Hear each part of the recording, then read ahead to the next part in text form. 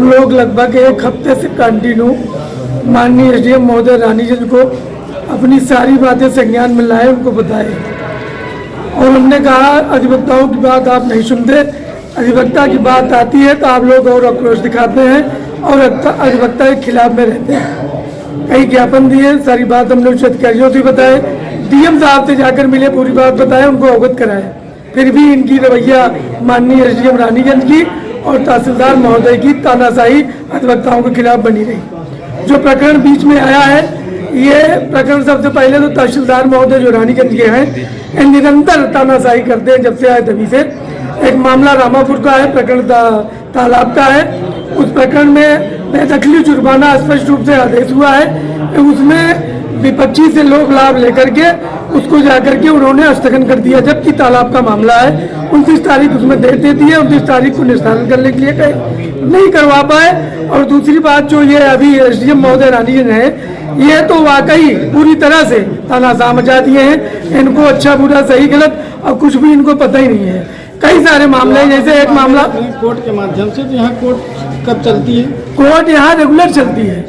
ये लोग खुद अधिकारी चलाना नहीं चाहते, ये अपनी कोर्ट यही बगल में है, ये डाक बंगले, उसी में रहकर वहीं बैठ करके अपने कर्मचारियों को बुलाकर अपना काम कर लेते हैं। कोर्ट में बैठना ही नहीं चाहते और हम लोगों को दूषित बनाते हैं। ये अपना काम स्वयं नहीं करते और ये लोभ लाभ के चक्कर में वहीं जाएंगे, वहीं धीरे से अपना पैसा लेंगे, अपना काम करेंगे, कोर्ट नहीं चलाएगा। अभी एक प्रकरण महोदय का है धारा 24 का, उसमें इन्होंने लंबा पैसा लिया और उसको 23 तारीख बैक डेट में स्थगन कर दिया।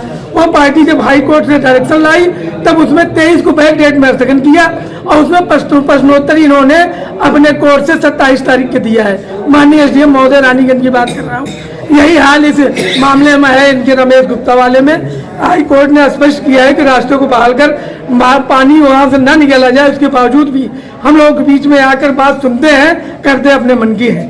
ये अपना रवैया लोग बदलते नहीं, लोभ लाभ के चक्कर में निरंतर अधिवक्ताओं को और तमाम पीड़ितों को परेशान कर रहे हैं। इनका जो है, मैं जूनियर बार अध्यक्ष तहसील रानीगंज बोल रहा हूँ, इनका रवैया सही नहीं है, दोनों अधिकारियों का, न तहसीलदार का न एसडीएम का। यहाँ पर धरने पर बैठने का सबसे मुख्य आशय हम लोगों का यह है, हमारे तहसील के 2 अधिवक्ताओं का प्रकरण है, जिसमें यहाँ पर एक प्रकरण में माननीय हाई कोर्ट का निर्देश प्राप्त हुआ है। इसी बाजार में एक नाली से संबंधित प्रकरण है, जिसको बंद कर पूर्व की तरह रास्ता बहाल किए जाने का आदेश हुआ है। और एक प्रकरण हमारे ही अधिवक्ता साथी से जुड़ा हुआ रामापुर ग्राम सभा का है, जहाँ तालाब की भूमि पर अतिक्रमण किया गया है, जिसमें बेदखली का आर्डर पूर्व में पारित हुआ है। लेकिन दोनों ही प्रकरणों में निस्तारण नहीं हो पा रहा है यहाँ के अधिकारियों की उदासीनता के कारण। हम लोगों ने कई बार इन लोगों से व्यक्तिगत रूप से मिल करके इस पूरे प्रकरण को समाप्त करने का प्रयास किया, लेकिन अधिकारियों की लीपापोती और इनकी उदासीनता के कारण दोनों प्रकरण अभी तक लंबित पड़े हुए हैं, जिससे हम लोगों को बाध्य होकर के यहाँ पर धरना प्रदर्शन करना पड़ रहा है। और ये धरना प्रदर्शन तब तक चलेगा जब तक दोनों प्रकरण का निस्तारण नहीं हो जाता है।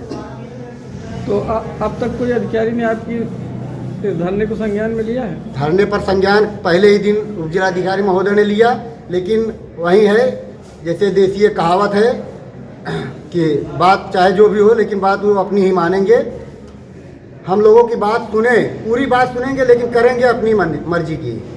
प्रकरण रानीगंज बाजार का जो नाली का प्रकरण है, उसमें पूर्व से सीधे आदेश हुआ है हाई कोर्ट से कि उसको रास्ते के रूप में बहाल कर दिया जाए। आप उसमें एक नया विकल्प पानी का निकालने का कर रहे हैं, जबकि पानी का निकालने की व्यवस्था पूर्व से ही दूसरी नाली है, लेकिन आप नई व्यवस्था पता नहीं कहाँ से वहाँ पे पैदा कर रहे हैं कि विवाद उत्पन्न होता जा रहा है। आप रास्ते को न बहाल करके नई बात वहाँ पर उत्पन्न कर रहे हैं, इसलिए हम लोगों की बात उनसे बन नहीं पाई। क्या नाम है आपका? आरजू कुमार गुप्ता।